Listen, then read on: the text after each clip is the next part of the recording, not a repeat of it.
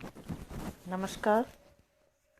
अपेक्षा मीना, सहचार्य संस्कृत, राजकीय कला महाविद्यालय चिमनपुरा। प्रिय विद्यार्थियों, आज के इस व्याख्यान में आप सभी का हार्दिक स्वागत है।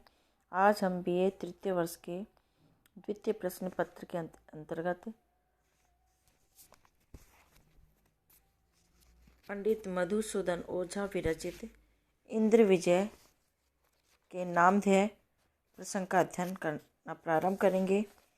इससे पूर्व के वीडियो में मैंने आपको श्लोक संख्या 7 तक पढ़ा दिया था और बताया था कि इंद्र विजय नामक काव्य के भारत परिचय नामक प्रथम प्रक्रम से यह लिया गया है। इसका नामधेय प्रसंग भी है।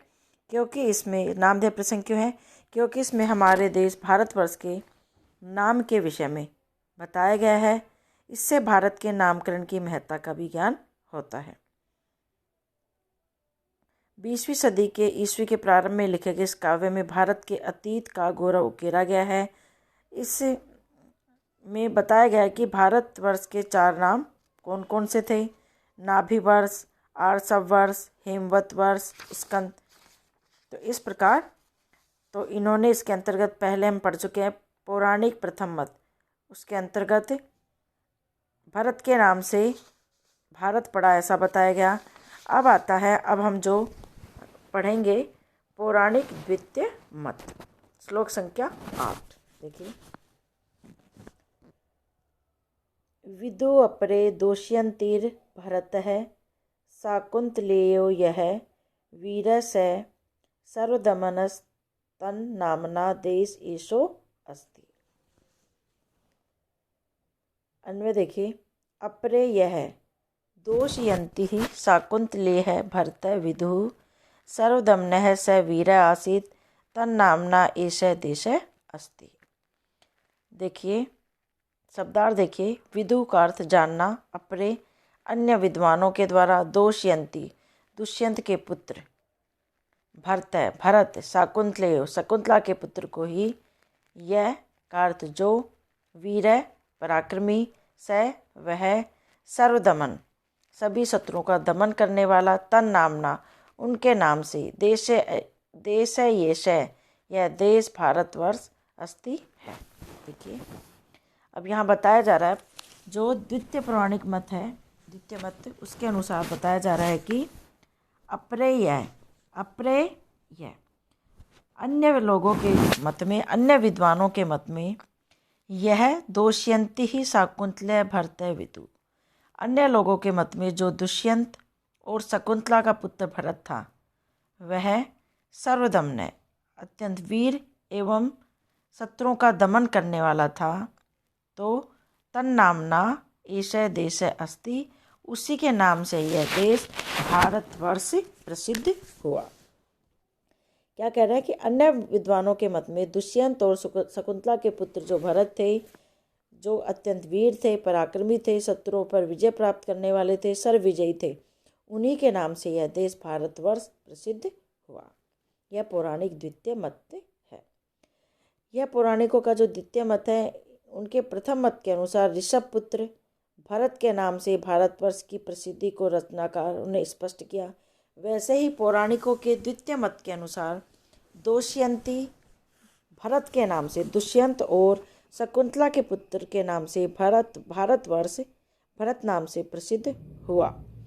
यह भरत अत्यंत वीर थे, जैसा कि कालिदास के अभिज्ञान शाकुंतलम में तथा महाभारत के शाकुंतलोपाख्यान में भी इस भरत को सर्वदमन अर्थात सभी शत्रुओं का दमन करने वाला अत्यंत वीर बताया गया है।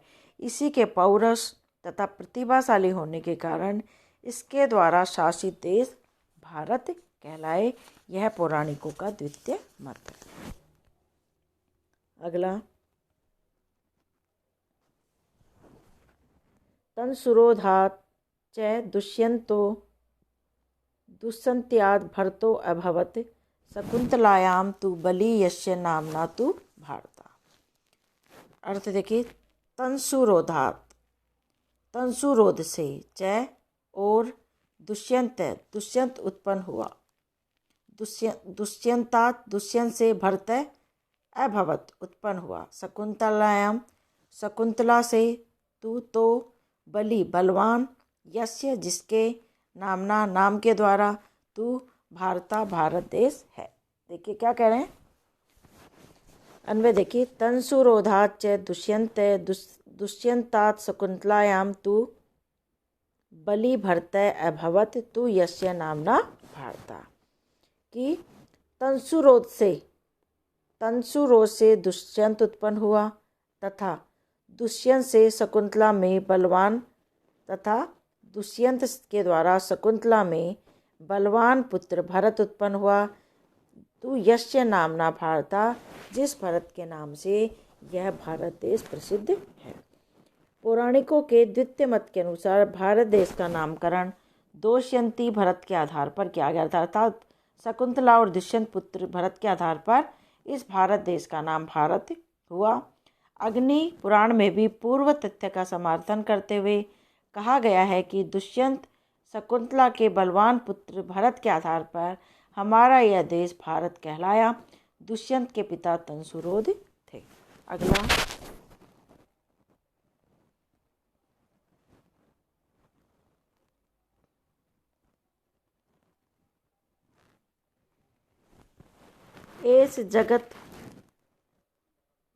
एष जगत विजयी इति प्रथितो वेदे पुराणे च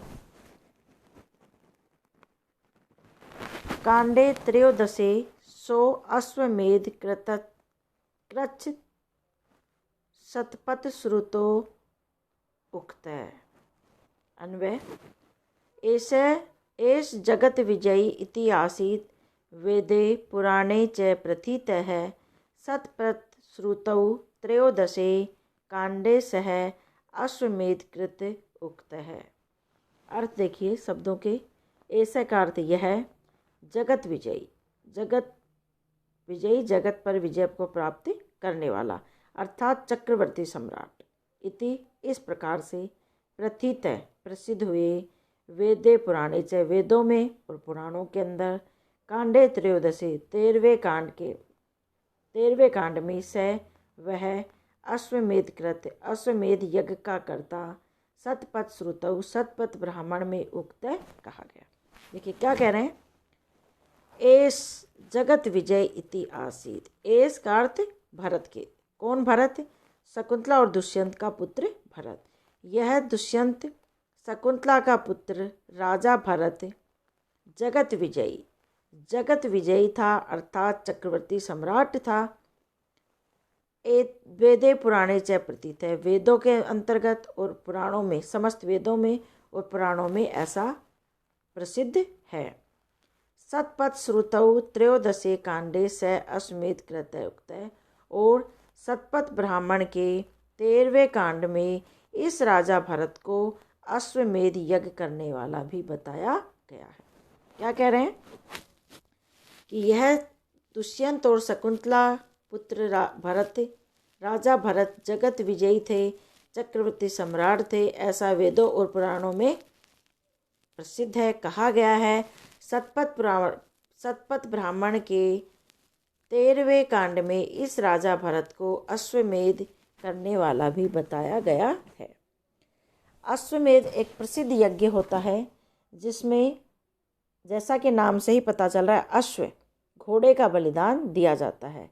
अश्वमेध यज्ञ के विषय में बताया गया है कि जो राजा सर्वविजयी होता था, चक्रवर्ती सम्राट होता है, वह अपना अश्वमेध यज्ञ के चिन्ह से युक्त घोड़ा छोड़ देता है, जिसके संरक्षक उस घोड़े के पीछे पीछे रहते हैं। उसे संपूर्ण देश में घुमाया जाता है। जो राजा उस घोड़े का विरोध नहीं करता वह यज्ञकर्ता को चक्रवर्ती सम्राट के रूप में स्वीकार कर लेता है, परंतु जो राजा उस यज्ञकर्ता को चक्रवर्ती सम्राट नहीं मानता वह उस घोड़े को पकड़ लेता है और युद्ध की चुनौती दे देता है। यदि यज्ञकर्ता राजा विजय प्राप्त कर लेता है तो उस घोड़े की बलि देकर अश्वमेध यज्ञ संपन्न कर लेता है। दुष्यंत और शकुंतला के पुत्र राजा भरत को वेदों के अंतर्गत और पुराणों में भी परम बलशाली चक्रवर्ती सम्राट के रूप में वर्णित किया गया है। जो राजा समस्त राजाओं को जीतकर अपना वर्चस्व स्थापित कर लेता है वही राजा चक्रवर्ती कहलाता है। और उसी को अश्वमेध यज्ञ करने का अधिकार प्राप्त होता है। शतपथ ब्राह्मण में भी भरत को चक्रवर्ती सम्राट के रूप में अश्वमेध यज्ञ का कर्ता बताया गया है, अतः यही भारत का नाम निर्धारक हो सकता है।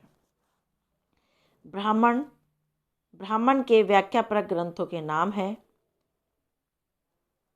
ब्रह्म शब्द स्वयं अनेक अर्थों में प्रयुक्त होता है, जिसमें एक अर्थ है मंत्र, वेद में निर्दिष्ट मंत्र।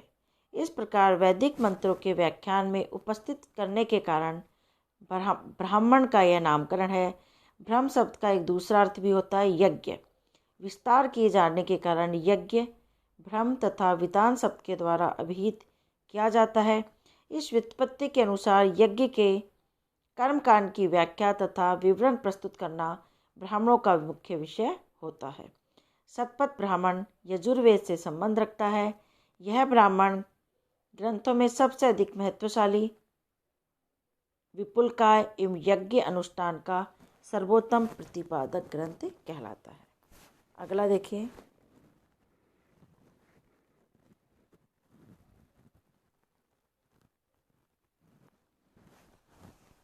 अष्टासप्ततिं भर्तो दोषयन्तीर् यमुनाम् अनु गंगायां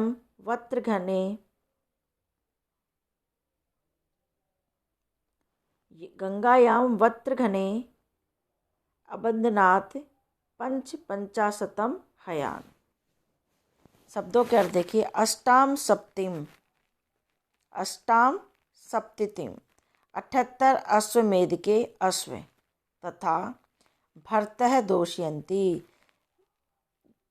दुष्यंत पुत्र भरत यमुनाम अनु यमुना के किनारे गंगायाम गंगा के तट पर वत्रग्ने इंद्र के लिए अबदनाथ बांधे 55 हयान अश्वों को। देखिए क्या कह रहे हैं, अन्वय देखिए। दोषयन्ति ही भरतः वत्रघ्ने यमुनाम अनु अष्टासप्ततिं गंगायां 55 हयान अबदनाथ। क्या कह रहे हैं, दोषयन्ति ही भरतः वत्रघ्ने यमुनाम अनु अष्टासप्ततिं गंगायां 55 हयान अबदनाथ। दोषयन्ति ही भरतः दुष्यंत पुत्र भरत ने वत्रघ्ने इंद्र के लिए अष्टाम सप्तति 78 घोड़े यमुनाम अनु यमुना के किनारे तथा 55 हयान और 55 घोड़े गंगा किनारे बांधे। क्या कह रहे हैं कि दुष्यंत पुत्र भरत ने भगवान वत्रघ्न ने इंद्र के लिए 78 घोड़े यमुना के किनारे और 55 घोड़े गंगा के किनारे बांधे। अर्थात दोष्यंती भरत ने अनेक अश्वमेध यज्ञ संपन्न किए, जिनके विषय में शतपथ ब्राह्मण में लिखा गया है कि विश्व विजय के पश्चात भरत ने अनेक बार अश्वमेध यज्ञ किए। इनमें 78 अश्वमेध यज्ञ यमुना नदी के किनारे और 55 अश्वमेध यज्ञ गंगा नदी के किनारे किए। इससे राजा भरत का शौर्य एवं चक्रवर्तित्व प्रदर्शित होता है। अश्वमेध एक प्रसिद्ध यज्ञ होता है जिसमें घोड़े का बलिदान दिया जाता है। प्राचीन काल में और वर्तमान काल में अश्व को शक्ति का ही प्रतीक माना गया है। अश्व शक्ति या हॉर्स पावर का अर्थ उतनी शक्ति जितनी प्रति सेकंड 550 पौंड या 6.25 मन वजन को 1 फुट ऊपर उठाने के लिए होती है। अश्वमेध यज्ञ करना अर्थात पराक्रम या शक्ति का सूचक होता है। एक शब्द आया है वत्रघ्न का अर्थ है वत्र को मारने वाला। कौन थे? इंद्र। वत्र एक शक्तिशाली राक्षस था। इंद्र के द्वारा उसका वध करना एक महत्वपूर्ण घटना थी।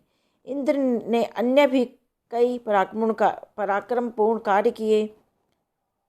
ऋग्वेद के चतुर्थांश सूक्तों में लगभग 250 सूक्तों में केवल इंद्र की ही स्तुति की गई है। इंद्र वैदिक आर्यों का जातीय देवता रहा है। वह अपने पराक्रम से सभी देवताओं को परिभूत कर देता है। इंद्रवत्र युद्ध का वर्णन नितांत वीर रस का उत्पादक है।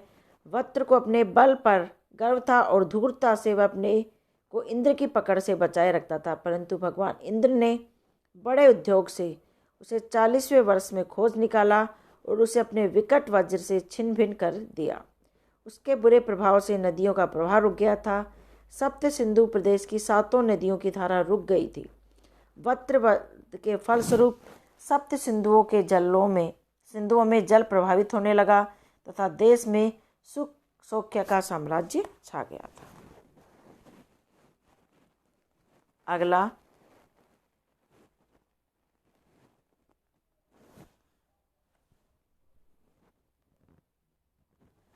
शकुंतला नाड़ीपिति अप्सरा भरतम दधे पुरा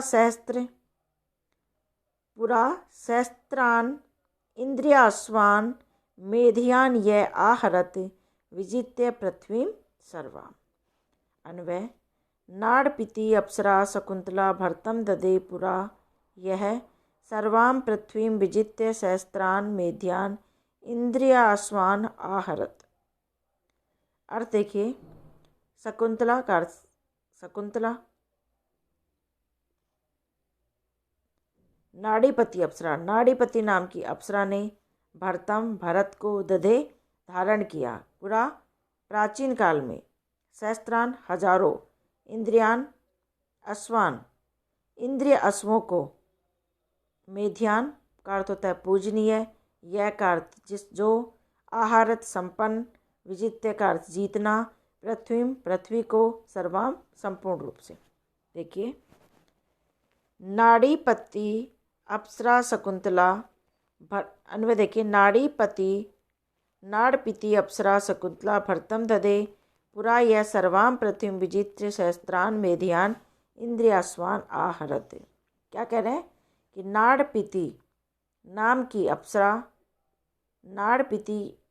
की अप्सरा शकुंतला ने भरतम दधे भरत को जन्म दिया, जिसने इंद्र के लिए हजारों अश्वमेध यज्ञ संपन्न किए। शतपथ ब्राह्मण में से पता चलता है कि नाड़पिति नाम की अप्सरा, जिसका पृथ्वी पर कर्णपुत्री के रूप में शकुंतला नाम था, उसने दुष्यंत से गांधर्व विवाह करके भरत को जन्म दिया। इसी भरत ने विश्व विजय करके अनेक अश्वमेध यज्ञ संपन्न किए। सहस्त्र का अर्थ होता है 10 की, अर्थात 1000 की संख्या या बहु संख्या। वेदों एवं पुराणों की सहस्त्र संख्या भिन्न होती है, अतः यहाँ सहस्त्र से तात्पर्य अनेक अर्थों को ग्रहण करना चाहिए। तो आज इतना ही। जो आपको मैं पढ़ाती हूँ वो आप अच्छे से पढ़ें। तो आज हमने 12 श्लोक तक अध्ययन कर लिया है। तो कल के वीडियो में पुनः आपसे भेंट होगी। धन्यवाद।